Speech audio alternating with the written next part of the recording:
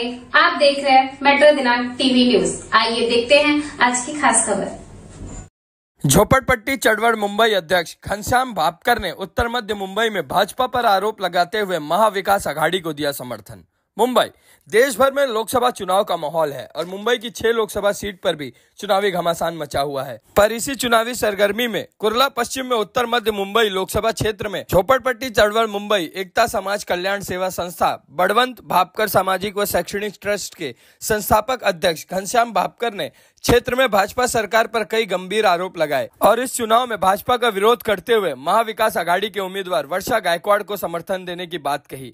बता दें कि घनश्याम भापकर क्षेत्र में बीते दशकों से समाज सेवा करते आ रहे हैं और अब चुनाव के दौरान इनके भाजपा पर आरोप लगाने और महाविकास आघाड़ी को समर्थन देने के कारण भारी संख्या में इनके समर्थकों ने महाविकास आघाड़ी को समर्थन दिया है। आइए देखते हैं मेट्रो दिनांक टीवी न्यूज से बात करते हुए समाज सेवक घनश्याम भापकर ने भाजपा और शिवसेना के नेताओं पर क्या क्या आरोप लगाया। पत्रकार विजय सिंह की यह रिपोर्ट में। तुम्ही पाठिंबा दिलेला आहे उत्तर मध्य मुंबईची उमेदवार काँग्रेसची महाविकास आघाडीची वर्षा गायकवाड झोपड़पट्टी चळवळचे कशाबद्दल आणि काय त्याची रूपरेखा आम्हाला सांग। पाठिंबा यासाठी दिलेला आहे कारण की आम्ही जे काम करतो आहे, आमची जी चळवळ काम करते ही आज आम्ही 10-12 वर्षापासून काम करतो आहे आणि आमचा उद्देश जो चळवळीचा एकच उद्देश आहे की मुंबई एअरपोर्ट स्लम जे आहे त्यातला जो संदेशनगर क्रांतीनगरचा जो भाग आहे ह्याचं लवकरात लवकर आणि योग्यरित्याने आणि कायदेशीररित्याने पुनर्वसन झालं पाहिजे होतं। पण ते मागील 10 वर्षात आम्हाला जो रिप्लाय मिळालेला आहे, आम्हाला जे अनुभव मिळालेला आहे तो अनुभव एवढा विचित्र आणि एवढा वाईट आहे। त्या अनुभवानुसार एखाद्या व्यक्तीने 10 वर्ष आपण दिल्यानंतर जर आमच्या कुठल्याच मागणीला जर पाठपुरावा केला नसेल आणि त्याला आम्हाला योग्य न्याय दिला नसेल तर अशा व्यक्तीला किंवा अशा पार्टीला आम्हाला रिपीट का करायचं आम्ही, आणि जर काम केलं नसेल तर अशा पार्टीच्या उमेदवाराला आम्ही मतदाते म्हणून आम्ही त्यांना रिजेक्ट करतो हे आम्हाला दाखवणं खूप गरजेचं आहे। आज जर तुम्ही काही केलं आणि आम्ही तुम्हाला निवडून देतो हा जर विषय झाला तर समोरच्या पार्टीचा संदेश असा संदेश जाईल की आम्ही काही केलं तरी संदेशनगर क्रांतीनगर किंवा मुंबई एअरपोर्ट स्लमचे जे वोटर आहेत ते आम्हाला मतदान करतात। आम्हाला हा संदेश द्यायचा की जर तुम्ही काम नसेल करत तर तुम्हाला आम्ही मतदान देणार नाही, तुम्हाला आम्ही निवडून देणार नाही। हा आमचा एक मेसेज आहे आणि ह्या मेसेजला आम्हाला पूर्ण नेण्यासाठी आम्ही काय केलं पाहिजे तर आम्ही आता सध्या अपील करतो आहे की आमच्या चळवळीच्या माध्यमातून अपील करतो की मतदाते जागे व्हा आणि ह्यावेळी तुम्ही भाजपाला मदत न करता तुम्ही एक अनुभवी कॅन्डिडेट जो उमेदवार काँग्रेसने दिलेला आहे वर्षाताई गायकवाड यांना मतदान करा। आपण त्यांना संधी देऊ कारण की ते आपल्याबरोबर आपल्या रस्त्यावर उतरून आपल्यावर काम करतील असं आम्हाला वाटतं। कारण काय तुम्ही त्याचं किती पाठिंबा देतो? कारण मी तुम्हाला तेच सांगितलं ना की आमचा अनुभव खूप विचित्र आहे। आज 1500 लोकांना झालेलं शिफ्टिंग एकदम विचित्र पूर्ण झालेलं आहे, त्याबद्दल न बोललेलं बरं असा विषय कुठे म्हणजे शिफ्टिंग झाली त्याच्याबद्दल काय की आम्हाला स्पष्ट सांगायचं। हे बघा टोटल जवळपास 4000 झोपड्या आहेत संदेशनगर आणि क्रांतीनगरला मिळून, त्यातल्या 1500 लोकांना आता पुनर्वसन केलेलं आहे। ते पुनर्वसन करण्यासाठी आम्ही योगदान दिलेलं आहे, खूप संघर्ष केलेला आहे, रस्ता रोको केला, जेल भरो आंदोलन केलं, अनशन केलं, सगळ्या गोष्टी केल्या। एवढ्या संघर्ष करून जेव्हा आमचं स्वप्नातलं घर जेव्हा आम्हाला मिळणार आहे ते मिळताना जेव्हा आम्ही पुढे गेलो तर आम्हाला कळालं की आमचं स्वप्न चूर झालेलं आहे। तिथे पिण्यासाठी रोजचं पाणी जर आम्हाला दुसरीकडून घेऊन जावं लागतं तर मला सांगा एवढं दुर्दैवी कसली शिफ्टिंग केली, कसली पुनर्वसन केलं? 3 आणि 4 वेळा मुख्यमंत्री आणून इथे फक्त इव्हेंट करायचे, ह्या सगळ्यांचा बेकार अनुभव आहे। आणि हे सगळं होत असताना स्थानिक खासदार कुठल्याही प्रकारचा आवाज करत नाही। लोकसभा बघू, पुढची लोकसभा पाहून गप्प बसायचं असं नाही होत। तर मागच्या वेळी चाय वाटताना काहीतरी गोंधळ झाला होता, कमीत कमी 60 ते 40 घराचा काय गोंधळ झाला होता, म्हणजे ते लोकांना अटक पण केलं होतं। ती प्रकरण तर आहेच, ते तर खूप मोठा विषय आहे। काही झोपडी दादा होते त्या लोकांनी तिथे बोगस घरं बनवून ती पात्रता ठरवून ती रूम मिळवले होते आणि ते मिळवल्यानंतर ते आपल्या ताब्यात कसे काय राहतील रूम, त्यासाठी तिथे कागदपत्र चालू होते जिथे वाटप चालू आहे त्याच्याच बिल्डिंगच्या खाली तिथे कार्यक्रम चालू होते सगळे. आता सध्या तुमचं जी वर्षा गायकवाड आहे त्यांच्याबद्दल काय आपली मागणी आहे त्यांना? आमची स्वच्छ आणि स्पष्ट मागणी आहे.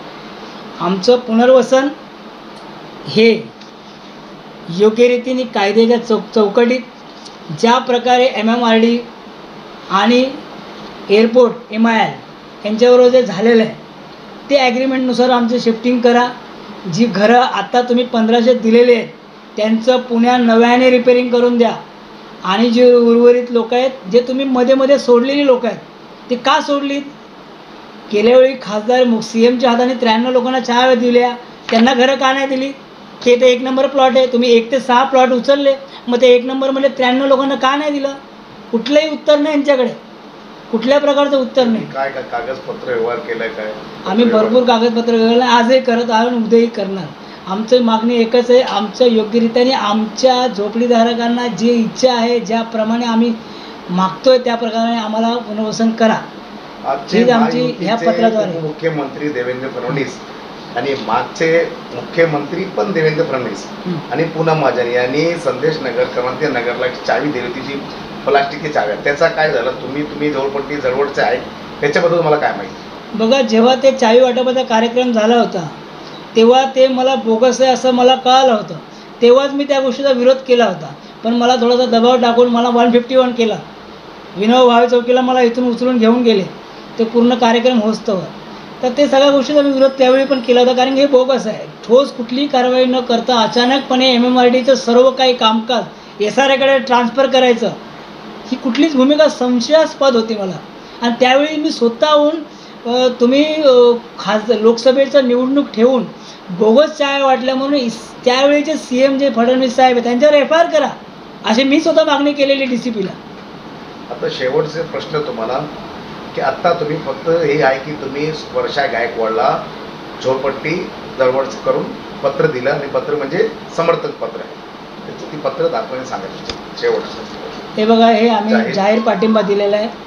आम्ही आमची झोपडपट्टी संघटना ही 3500 सदस्य आहेत. सर्व प्रत्येक सदस्यांना आम्ही विनंती केलेली आहे की परिवर्तन करा. परिवर्तन जर केलं नाहीत, अभ्यास न करता जर विद्यार्थी पास झाला तर ह्यापुढे विद्यार्थी अभ्यास करणार नाही.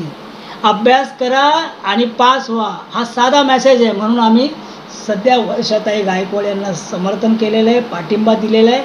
आणि अभ्यास न करणाऱ्या भाजपाला ह्या सीटमधून वगळा, दूर ठेवा. लेकिन कहीं ना कहीं भास्कर जी, आज चुनाव के ही वक्त इतना बड़ा डिसीजन, इतना बड़ा फैसला आज आपने लिए, इसके बारे में क्या कहना चाहेंगे? आज जो देखो ये नेताओं से हम कुछ सीखते हैं.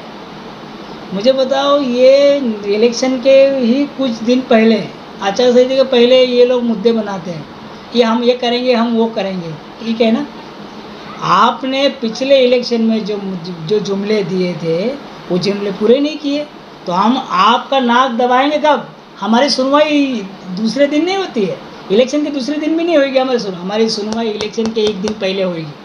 और जनता की ये ताकत, ये इलेक्शन है और हम यही चाहते हैं कि ये हमारी ताकत दिखाओ और ये बदल लाना ज़रूरी है. और ये वर्षाताई को लाओ.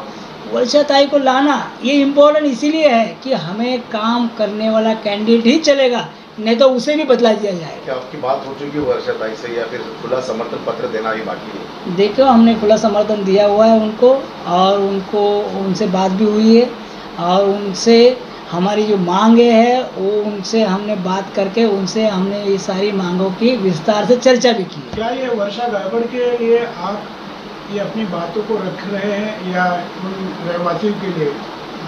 देखिए, मैं आपको फिर से यही बात कर रहा हूँ कि पहली बात तो ये है, क्या हुआ वो सब जानते हैं, बराबर नहीं हुआ है. तो मेरा तो पहला यही दावा है कि जिन्होंने काम किया नहीं है पहला उनको खारिज करो, और उनको खारिज करना तो किसी को तो चुनना पड़ेगा.